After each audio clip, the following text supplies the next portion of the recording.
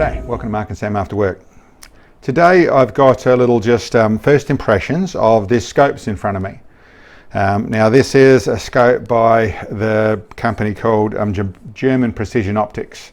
And right off the bat, no, it's not shot glass, it's not actually made in Germany. It's made by people that worked for German optics companies. I don't know much more about them side of things, but they've built it with trying to basically do something to do all of the high-end precision optics in a budget scope. In a moderately budget scope, I should say. And I think they've pulled that off. A story you hear a lot, there's a lot of companies doing the same sort of thing, I get it.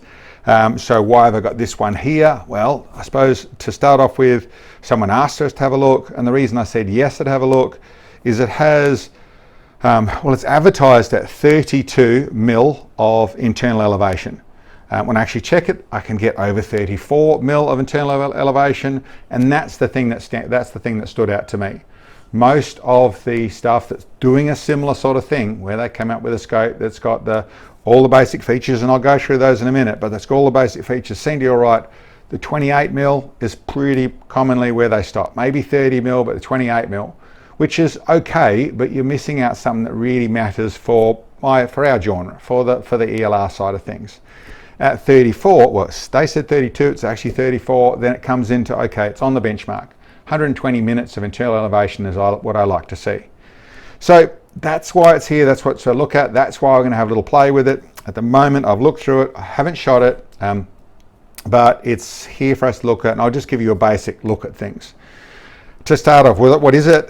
It's obviously, as you can see, that the rings don't come with it, by the way. I've just got something sit there on there so it'll sit and hold itself still, so it's not rolling around the place. It's got a 34 mil tube. It's nicely built, it's nicely finished, that side of things. It's got decent glass. I've got some images of what the glass looks like, and the reticle is of a decent format as well. It is a 4.5 to 27 in a 50 mil objective, so it's basically a 6-power scope. They're called the SPECTRA, this scope, and it's a 6x, so the 4.5 to 27. So it has a good range on that side of things. The reticle, or it is a mil scope, it's a mil, so mil reticle, mil turret side of things. The turrets are sort of lockable, so you pull them out. They got nice, decent detent to them, so that's nice and neat and tidy. Same on the top here, pull up and adjust it. It's nice in the fashion of, like I said, when I zeroed it properly, then I could wind up just over 34 mil.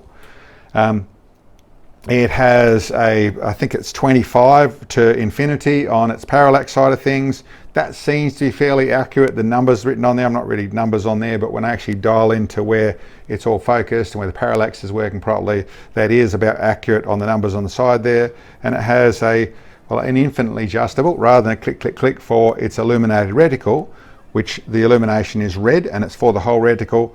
It just rolls on with more and more power the more you twist it around, so it gets brighter and brighter and brighter, and it has a pretty nice, decent sort of illumination for the reticle. There's a throw lever on there, it's got a fast focus diopter down the back here, so all basic, good, strong features, and like I said, very nice finish, and form and function is nice. Glass-wise, listen, it is up in decent quality. It is the likes of the good HD Japanese glass. So the high definition Japanese glass, it's up in that sort of level. I don't know where the glass comes from. I don't know where it's made. It's very much talking about, when you read their little spiel on it, it's using the world manufacturing market to build things. So I don't know where that's built. And to be honest, what a lot of people in the times gone by, you would say, okay, if it's Chinese or it's Japanese or it's Indian or wherever it is, we used to say Japanese cars were terrible cars because they're made in Japan. As you know, there's some very nice cars come from Japan nowadays. Really, the way the market is side of things and the way the world is that most decent manufacturing plants have the ability to do the best level scopes. It comes down to how much you want to spend on them. So when what we call a manufacturer, they get in touch with, so whatever that business is, they get in touch with a scope building company, which actually do the manufacturing, and says, I want this feature and this feature and this feature and this feature. They also say, I want to spend this much and this much and this much and this much. So the more they spend, the higher quality it'll be. Good stuff costs more to build, as simple as that. So then if you can still get made from exactly the same place a rubbish scope and exactly the same place a really good scope. So then there's the level of what it's sold for, and so how much the manufacturer or the salespeople, the people who actually do the ordering of the scope, how much they pay for the scope to get built and how much markup they put onto it. And then that's more complicated again, from backup service to all sorts of other things, to advertising, all sorts of stuff are factored into those prices. So it's not quite as simple as you pay more, you get more, although that's very relevant. Then the next feature is what features they put into it and what those features are worth. So you can get a lot of quality with less features and get it at a cheaper price. So without getting too complicated, where does this sit? Well, it sits in where from what I've assessed so far, where they've paid for the features that make sense of getting good quality at a decent price. And that's what it seems to be. It's what I've been told, and I don't like talking prices because it gets confusing, but what I've been told is this is marketed around the $2,000 Australian. So it should be sold around the $2,000 Australian. So that turns into, that sounds a lot for the American people who just heard, and that's why I don't like doing prices, but that's down around the $1,500 or a little bit less US.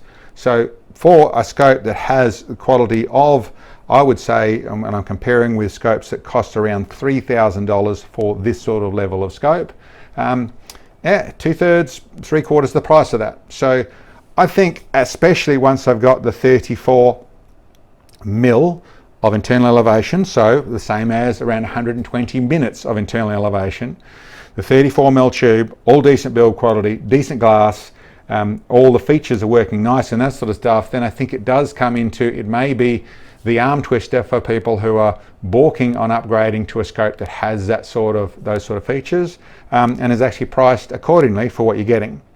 I'll know more. It's my first impression at the moment. I'm pleased with what I'm looking at. That's why I'm doing a video about it. You'll see where I get to use it. So that's the easiest way. What someone tells you is one thing. What they do can be another thing. So you get to see this thing out at the 2,000 meters and 3,000 meters and things like that, which I hope to be able to take it to in some of those sort of builds that are coming up through our upcoming season. Then that will be the real tell on it. But at the moment, it looks like it's going to be able to do all that sort of stuff. So you'll see through there those images of that sort of stuff. That was all the one little day of sunshine we had there. I only got a little bit of chance to do it. Clouds came in again. But listen, it's all, like I said, it's in certainly value for money. It's up there at this second. I want to go further and see what it does further than that point. If there is more to say, then I'll let you know. But that's what I can tell you at the moment. It's definitely a decent offering. It's at a decent price. So I'm looking forward to using it. Okay, guys, thank you very much for checking in. Hope you liked, and we'll catch you next time.